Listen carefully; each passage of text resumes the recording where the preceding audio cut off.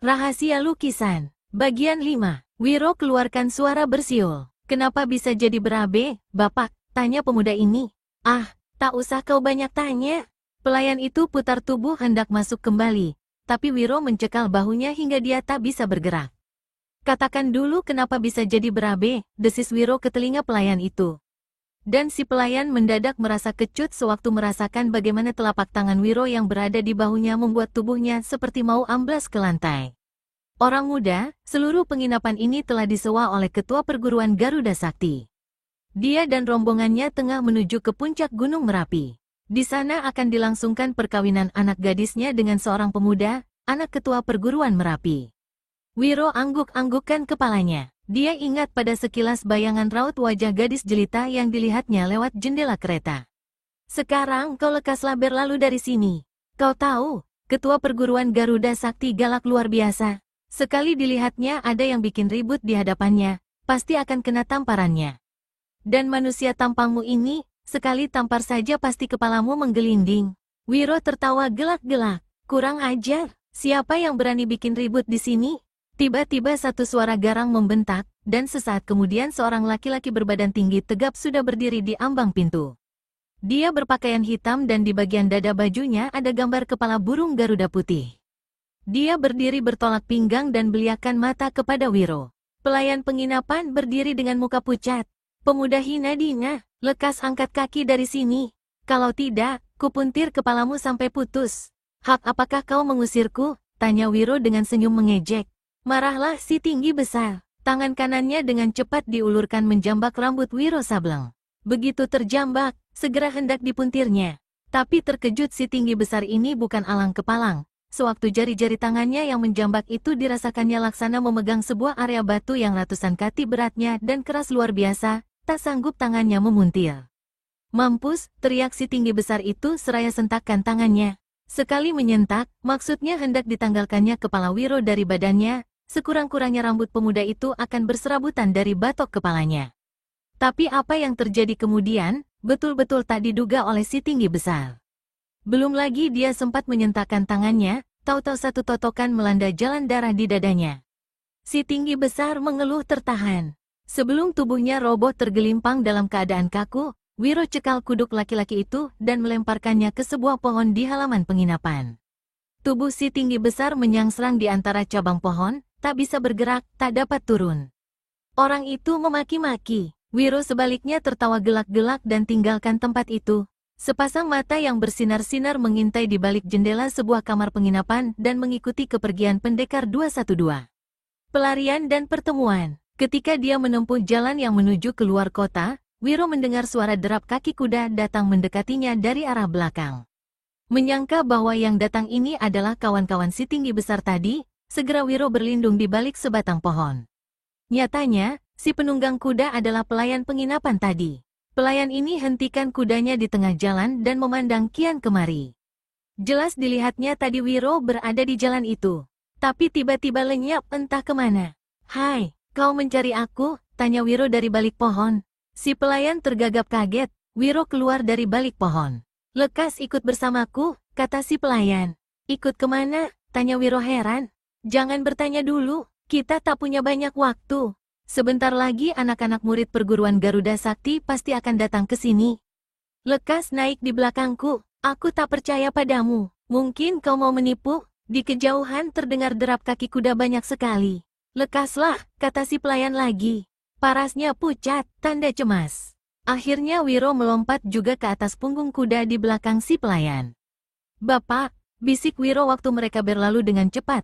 Kalau kau menipuku, aku akan gantung kau. Kaki ke atas kepala ke bawah. Sesaat kemudian keduanya meninggalkan jalan itu dengan cepat. Lewat sepeminum teh, pelayan penginapan hentikan kudanya di satu tempat. Hari telah senja dan berangsur gelap. Wiro Sableng memandang berkeliling. Ternyata dia berada di bagian belakang bangunan penginapan. Melihat ini, Wiro menjadi curiga dan segera cekal tangan si pelayan. Jika bukan bermaksud jahat, kenapa kau ajak aku ke sini? Desis Wiro Sableng. Kalau aku betul-betul menipumu, kau boleh betot batang leherku, jawab si pelayan. Wiro hendak buka suara kembali, tapi tak jadi. Pintu belakang penginapan terbuka, dan 2 orang berpakaian hitam-hitam dengan gambar kepala burung Garuda pada dadanya melangkah cepat ke kandang kuda. Dengan menunggangi 2 ekor kuda, keduanya meninggalkan bagian belakang penginapan dan lenyap di telan kegelapan malam. Suara kaki-kaki kuda mereka juga menyusul lenyap, ditelan hembusan angin malam di kejauhan. "Ikut aku," kata pelayan itu. "Tunggu," jawab Wiro. "Terangkan dulu apa arti semua ini." "Orang muda, aku sendiri tidak tahu apa-apa. Aku cuma diperintahkan. Percayalah, aku tidak menipumu. Siapapun tak ada yang bermaksud jahat padamu." "Dari siapa kau terima perintah? Dan apa saja perintah itu?" tanya Wiro Sableng lagi. "Kita tak punya waktu banyak. Lekas ikuti aku." Wiro Sableng di belakang si pelayan. Sepasang bola matanya berputar liar, waspada kian kemari sambil melangkah. Mereka masuk lewat dapur penginapan. Suasana sunyi senyap. Satu-satunya makhluk hidup yang kelihatan ialah seekor kucing yang tengah menggerogoti sebuah tulang ayam. Si pelayan dengan hati-hati membuka sebuah pintu yang berhubungan dengan ruangan lain di bagian belakang penginapan. Ternyata ruangan itu adalah sebuah gudang tempat menyimpan segala macam perabotan rongsok. Dari sini, pelayan itu membawa Wiro Sableng melewati sebuah ruangan lagi, dan akhirnya mereka sampai di sebuah gang. Pelayan memberi isyarat agar Wiro lebih cepat melangkah mengikutinya. 5 langkah dari ujung gang, yang di kiri kanannya terdapat deretan pintu-pintu kamar, si pelayan berhenti dan berpaling pada Wiro. "Bukalah pintu kamar di ujung sebelah kanan itu dan masuk ke dalam. Orang yang kau temui di dalam kamar itu adalah orang yang memerintah aku." Wiro Sableng hendak menanyakan. Wiro memaki dalam hati. Sambil garuk-garuk kepala, dia melangkah mendekati pintu kamar di ujung kanan. Ketika didorongnya, ternyata pintu itu tak terkunci. Wiro masuk ke dalam dengan cepat dan merapatkan pintu kembali. Begitu sampai di dalam kamar, terkesiaplah pendekar 212. Di hadapannya berdiri seorang dara berkulit kuning langsat, berparas cantik sekali. Kedua matanya bersinar laksana bintang timur. Dia berpakaian biru berbunga-bunga merah yang bagus sekali potongannya. Pada rambutnya yang digulung ke atas itu, tersisip tusuk konde dari emas yang berukir-ukir kepala burung Garuda. Sang dara melangkah ke dekat Wiro. Dikuncinya pintu kamar. Berada sedekat itu, Wiro Sableng kembang kempis hidungnya mencium bau harum yang keluar dari sekujurnya tubuh sang dara. Dara jelita ini kemudian melangkah kembali ke tengah kamar. "Saudari, apakah artinya ini?" tanya Wiro Sableng. Betapapun dia tidak mengerti, tapi berdiri di hadapan si jelita itu hatinya senang sekali. Tadinya dia menyangka akan menemui seorang laki-laki bertampang galak, tapi tadinya kini dia berhadapan seorang gadis jelita. Dan Wiro ingat, dara jelita ini adalah gadis dalam kereta putih yang dilihatnya di tengah jalan tadi sore. "Saudara, apakah kau bisa bicara dengan ilmu menyusupkan suara?" si gadis bertanya perlahan. Wiro Sableng terkejut. "Apaan pula ini?" tanyanya dalam hati. Tapi kepalanya dianggukkannya juga. Kemudian dengan ilmu menyusupkan suara, si gadis berkata, "Aku telah saksikan apa yang kau lakukan terhadap anak murid ayahku di depan penginapan ini tadi. Kurasa kau adalah orang yang bisa menjadi tuan penolongku." Wiro garuk-garuk kepalanya. "Pertolongan apakah yang bisa kulakukan untukmu? Kalau aku tidak salah duga, kau adalah anak gadisnya ketua perguruan Garuda Sakti." Si gadis anggukkan kepala. "Aku dan ayah serta 10 orang anak-anak muridnya tengah dalam perjalanan ke puncak Gunung Merapi. Pelayan itu mengatakan bahwa kau hendak melangsungkan perkawinan di sana dengan anak laki-laki ketua perguruan Merapi." "Betul, bagus kalau dia mengatakan, hingga aku tak perlu panjang lebar menerangkannya padamu," jawab si jelita. Lalu sambungnya, "Perkawinanku dengan anak laki-laki ketua perguruan Merapi adalah secara paksa. Ayahku yang memaksa. Aku tak kuasa menolak paksaan itu. Di samping aku tak ingin pula menjatuhkan nama besar ayah. Di lain hal, aku sama sekali tidak mencintai anak ketua perguruan Merapi. Aku ingin perkawinan ini dibatalkan, tanpa memberi malu pada ayah dan juga untuk menghindarkan agar jangan sampai ada pertumpahan darah antara perguruan ayahku dengan perguruan Merapi. Kalau kau tak suka pada anak laki-laki ketua perguruan Merapi dan tak berdaya menolak paksaan ayahmu, kenapa tidak larikan diri saja?" tanya pendekar 212 pula. "Kau lihat sendiri, selama 1 bulan terakhir ini anak-anak murid ayah menjagaku dengan keras. Ayah sendiri bersikap waspada, karena mungkin dia sudah dapat meraba maksudku hendak lari. Di samping itu, aku khawatir pihak perguruan Merapi menuduh ayahkulah yang telah sengaja menyembunyikanku. Sebenarnya, ayah sendiri mendapat tekanan dari mereka. Wiro merenung sejenak. Apakah kau punya kekasih? Seorang pemuda yang kau cinta? Tanya Wiro seenaknya. Anak ketua perguruan Garuda Sakti itu kelihatan merah parasnya. Tapi dengan terus terang, dia kemudian anggukkan kepala. Parasnya kemudian berubah sedih. Dia berkata, kekasihku telah ditangkap, disiksa dan dikurung di sebuah goa batu. Dan di mata yang bersinar seperti bintang timur itu, Wiro Sableng kini melihat 2 butir air mata laksana berlian mengambang di kelopak mata si gadis. Lantas apakah yang bisa kutolong padamu, saudari? Tanya Wiro. Menolong agar perkawinanku bisa batal? Aku orang tolol, mana mungkin sanggup melakukan itu? Tanya Wiro seraya garuk-garuk kepala. Sekarang bukan saatnya berpura-pura, saudara. Pertolongan dan budi baikmu tak akan kulupakan seumur hayat. Wiro berpikir, lalu, kau ingin kularikan sekarang? Tanya Wiro mengambil keputusan pendek. Jangan, ketua perguruan Merapi akan salah sangka dan curiga pada ayah. Bukan mustahil, mereka akan mengambil jalan kekerasan. Di samping itu, nama besar ayah akan luntur, karena berilmu tinggi dan punya anak buah banyak tapi tak sanggup menjaga anak. Apalagi menjelang hari-hari perkawinan itu. Berabe juga kalau begini, kata Wiro. Dipijit-pijitnya keningnya. Kapan upacara perkawinanmu dilakukan di puncak Merapi? Lusa siang, jam 12 tepat, jawab si gadis. Wiro berpikir-pikir lagi. Baiklah, kata pendekar 212 kemudian. Aku sudah dapat satu cara yang baik untuk membatalkan perkawinanmu. Aku akan muncul tepat pada saat upacara pernikahanmu. Mudah-mudahan kita berhasil. Sebelum pergi, apakah aku boleh tahu namamu? Sang Dara belum sempat menjawab, tiba-tiba pintu kamar diketuk orang dengan keras, dan di luar terdengar suara lantang. Permani, buka pintu, cepat. Kedua orang di dalam kamar terkejut. Para si gadis pucat pasi. Wiro Sableng memandang berkeliling. Agaknya tak mungkin untuk bersembunyi di kamar itu. Tapi begitu matanya membentur jendela, Wiro segera melompat. Tanpa suara, dibukanya jendela itu, dan dalam detik itu juga dia sudah lenyap di luar sana, setelah terlebih dulu menutupkan daun jendela kembali. Permani, ketukan pada pintu kini berganti dengan gedoran-gedoran. Sang Dara cepat-cepat membuka pintu kamar. Seorang laki-laki bermuka klimis, bermata merah, dan berbadan tinggi tegap masuk ke dalam. 10 kuku-kuku jari tangannya berwarna putih dan panjang sekali. Inilah ketua perguruan Garuda Sakti yang bernama Manik Tunggul. Dia memandang sekeliling kamar dengan matanya yang besar, penuh teliti. Permani berdiri di hadapan laki-laki dengan hati berdebar. Kau menyembunyikan seseorang di sini, Permani? Tanya Manik Tunggul. Permani tertawa. Kecurigaan ayah terhadap anak sendiri keterlaluan sekali, kata gadis itu. Siapa dan untuk apa pula aku menyembunyikan seseorang dalam kamar ini? Manik Tunggul memandang ke loteng, lalu memeriksa setiap sudut kamar, bahkan memeriksa kolong tempat tidur. 10 orang anak murid ayah mengawalku siang malam. Mereka berkepandaian tinggi. Jika seseorang masuk ke sini, masa mereka tidak tahu, ujar Permani. Manik Tunggul masih belum percaya akan ucapan anaknya itu. Dia melangkah ke jendela dan membukanya. Di luar suasana sunyi dan gelap. 2 orang anak muridnya tampak berdiri di bawah sebuah pohon. Mereka tengah berjaga-jaga. Laki-laki ini menutupkan jendela kembali.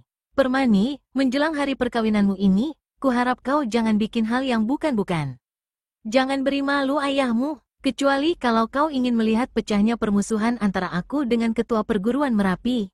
Ayah, meski aku tidak suka pada calon suamiku itu, tapi mengingat kepadamu, aku tak bisa berbuat lain daripada patuh atas segala kemauanmu, kata Permani dengan tundukkan kepala. Manik Tunggul tepuk bahu anaknya. Kau anak yang berbakti, kata ketua perguruan Garuda Sakti itu, kemudian melangkah ke pintu meninggalkan kamar. Rencana Wiro. Malam itu di sebuah danau tua di tengah sawah, Wiro Sableng duduk termenung. Usahanya mencari lukisan perempuan telanjang masih belum selesai. Mengapa dia kini sengaja melibatkan diri dalam urusan orang lain? Mengapa dia telah menerima permintaan tolong gadis anak ketua perguruan Garuda Sakti itu? Bukankah ini berarti dia mencari sengketa, menghadapi 2 buah perguruan sekaligus? Wiro Sableng merutuki dirinya sendiri. Tiba-tiba dia ingat pada nasihat si segala tahu. Orang tua itu telah melarangnya pergi ke Paritsala. Dia tak menghiraukannya. Dan kini dia terjerumus dalam persoalan rumit penuh bahaya yang sengaja dicari-carinya sendiri. Paras jelita dan senyum menggiurkan anak gadis ketua perguruan Garuda Sakti itulah mungkin yang telah memukaunya hingga bersedia turun tangan berikan bantuan. Dan pendekar 212 teringat pada ucapan si segala tahu, kau punya sifat mata keranjang, tidak boleh lihat perempuan cantik. Wiro menyeringai, dan sambil garuk-garuk kepala, direbahkannya badannya di lantai dangau. Upacara pernikahan di Gunung Merapi. Di puncak Gunung Merapi, sebuah panggung kayu jati yang diberi berukir-ukir serta hiasan gaba-gaba dikelilingi oleh sebuah panggung besar yang lebih rendah dan berbentuk lingkaran, mengelilingi panggung kayu jati tadi. Pada bagian sebelah utara panggung berbentuk lingkaran terdapat sebuah podium. Di depan podium ini terletaklah sebuah pelaminan. Seorang pemuda berpakaian bagus duduk di pelaminan ini. Pakaiannya yang bagus, topi tingginya yang bertaburan berlian, segala apa yang dipakainya, semua itu tak dapat menyembunyikan parasnya yang buruk dan cekung. Dialah Sokananta, anak ketua perguruan Merapi, calon suami Permani. Tamu-tamu yang banyak hadir di situ rata-rata adalah orang-orang dunia persilatan, dan beberapa di antara mereka merupakan tokoh-tokoh yang disegani. Sebentar lagi, pengantin perempuan akan dibawa naik ke atas podium dan upacara perkawinan segera akan dilangsungkan. Sementara menunggu munculnya sang pengantin, maka Tunggul Manik bicara-bicara dengan calon besannya, yaitu Bogananta, ketua perguruan Merapi. Bila upacara pernikahan selesai, para tamu akan dijamu makan minum dan sambil menyaksikan pertandingan-pertandingan silat yang sengaja diadakan sebagai kebiasaan di atas panggung besar kayu jati. Tiba-tiba terdengar suara tiupan 100 buah seruling. Dari sebuah bangunan keluarlah pengantin perempuan, diiringi oleh dayang-dayang. Semua mata yang memandang kepada sang pengantin ini tak satu pun yang tak memuji kecantikan paras Permani. Dilihat kepada rupa, memang ada juga di antara para tamu yang merasa kurang cocoknya kedua pengantin itu. Tapi memandang kepada nama besar ketua perguruan Merapi, maka ketidakcocokan itu menjadi sirna. Siapa yang tak kenal dengan Bogananta? Siapa yang tak kenal dengan Sokananta yang berilmu tinggi? Begitu pengantin perempuan menginjakkan kaki di atas panggung di depan podium, maka pengantin laki-laki pun berdiri dan suara seruling berhenti. Serentak para hadirin pun berdiri pula. Upacara pernikahan segera akan dilangsungkan, dipimpin oleh seorang tua bernama Wararayan. Di kalangan dunia persilatan di masa itu, Wararayan sangat terkenal dan telah puluhan kali memimpin upacara perkawinan. Siapa-siapa yang dinikahkan di bawah pimpinannya, pastilah kedua mempelai akan hidup bahagia. 1 menit telah berlalu, Wararayan belum juga muncul. Para hadirin, terutama Bogananta dan Manik Tunggul serta Sokananta, kelihatan gelisah. Permani yang berdiri dengan menundukkan kepala juga tampak gelisah. Tapi apa yang digelisahkannya tidak sama dengan apa yang digelisahkan orang-orang di situ. Dia gelisah, karena sampai saat itu orang yang hendak menolongnya belum juga kelihatan. Apakah pemuda itu tidak datang? Atau terlambat? Atau sesat di jalan? Atau mendapat celaka? Telah lewat sepeminum teh. Para hadirin mulai berbisik-bisik. Rasa malu yang amat sangat membuat kulit muka Manik Tunggul merah laksana saga. Apalagi, karena dialah yang bertanggung jawab mengatur kelancaran upacara pernikahan itu. Di lain pihak, Bogananta juga kelihatan merah parasnya, tapi bukan karena malu, melainkan merasa terhina. Dalam suasana tegang gelisah itu, tiba-tiba dari balik sebuah batu karang besar di tepi kawah kelihatan muncul seorang berjubah biru. Manik Tunggul tersirap kaget. Jubah biru adalah pakaian yang biasa dikenakan oleh Wararayan. Apakah manusia ini Wararayan? Tapi kenapa dia muncul dari balik batu karang itu? Dan waktu diperhatikan langkah si jubah biru ini, terkejutlah Manik Tunggul serta para hadirin. Langkah si jubah biru demikian enteng, laksana kapas diterbangkan angin. Kemudian bila si jubah biru sudah berada dekat, maka tersiraplah darah Manik Tunggul dan semua orang. Si jubah biru ternyata bukan Wararayan. Tapi anehnya, jubah yang dipakainya itu dikenali sekali oleh Manik Tunggul sebagai milik Wararayan. Apakah yang telah terjadi dengan Wararayan? Di mana orang tua itu berada, dan siapa pula manusia yang datang ini? Si jubah biru memiliki paras yang dilapisi dengan tanah liat. Rambutnya yang gondrong acak-acakan diikat dengan robekan-robekan kain berbagai bentuk dan warna.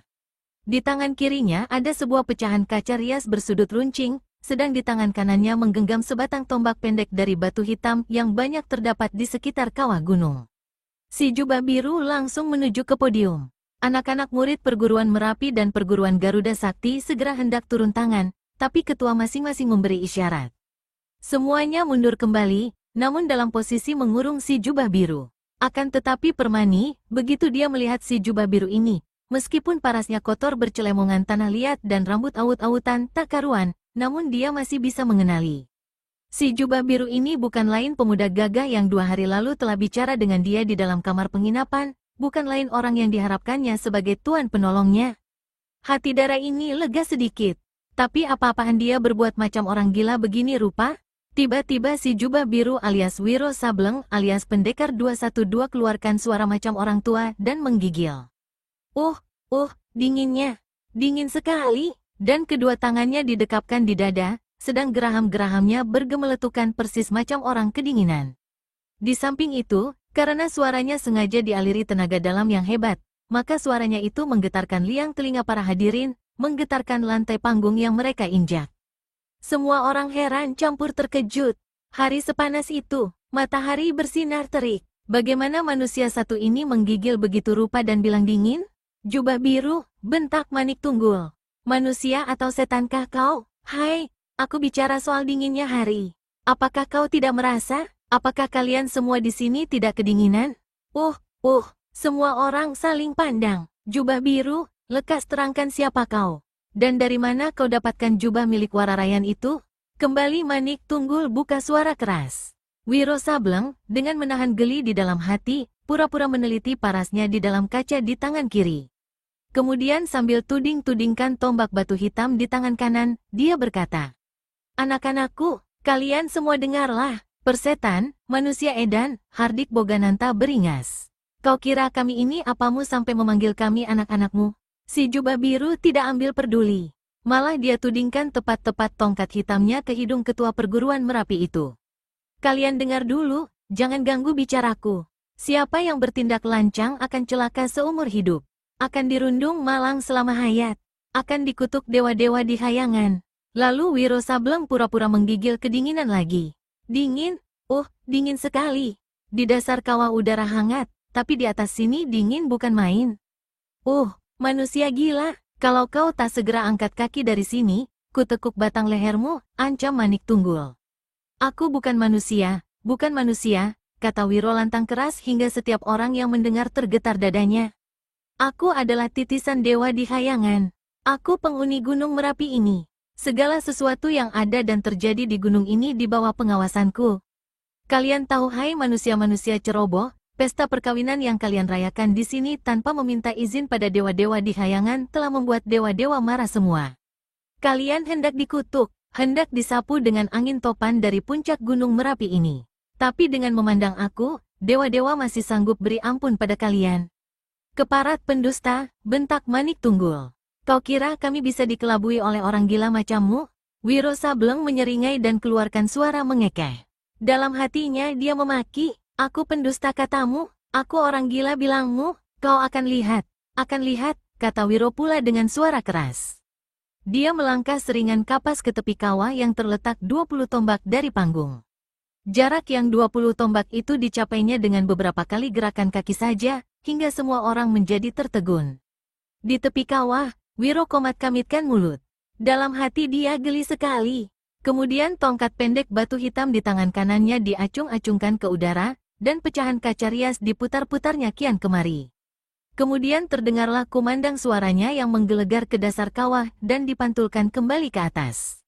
"Wahai dewa-dewa di hayangan, kalian telah menyaksikan sendiri bagaimana hari ini di hadapanku ada manusia-manusia yang hendak mengotori tempatmu yang ada di bawah pengawasanku. Kalian dengar sendiri bagaimana manusia-manusia itu mengatakan aku sebagai pendusta, sebagai tukang kelabu, sebagai orang gila. Demi memandang mukaku, demi menjaga kesucian tempat ini, dan demi kebesaran namamu, kuharap perlihatkanlah kekuatanmu. Hukumlah mereka." Wiro putar-putarkan kedua tangannya ke udara. "Hukumlah mereka wahai dewa," seru Wiro lagi dan seluruh tenaga dalamnya dialirkan ke ujung kedua tangan. Diam-diam pendekar ini lepaskan pukulan angin puyuh. Maka mengaunglah suara angin makin keras. Para tamu yang bukan orang-orang persilatan tak ampun lagi jatuh berpelantingan. Bogananta, Manik Tunggul, dan mereka yang mengerti silat segera kerahkan tenaga dalam agar tidak ikut terpelanting. Tapi makin lama, deru angin semakin dahsyat dan keras. Hiasan-hiasan dan gaba-gaba di atas panggung serta podium tanggal beterbangan, tak ketinggalan kain penutup pelaminan. Topi tinggi yang dikenakan pengantin laki-laki tak urung mental, dan kelihatanlah kepalanya yang berambut jarang. "Tahan!" teriak Manik Tunggul seraya melompat ke muka dan lepaskan satu pukulan tangan kosong ke arah si jubah biru. Tapi terkejutnya bukan main dan melabrak dirinya sendiri. Dia melompat ke samping, dan sesaat kemudian dia sudah berada di hadapan Wiro. Pakaiannya berkibar-kibar, tubuhnya tergetar dilanda angin puyuh yang keluar dari tangan sang pendekar 212. "Jubah biru, hentikan semua ini. Aku mau bicara padamu." Berada sedemikian dekat, Manik Tunggul melihat bagaimana gerakan kedua tangan dan posisi kedua kaki si jubah biru bukan lain daripada sikap seorang ahli silat. Maka hatinya yang tadi sedikit tergetar kini menjadi curiga. Walau bagaimanapun, si jubah biru ini adalah manusia biasa seperti dia, bukan dewa atau titisan dewa.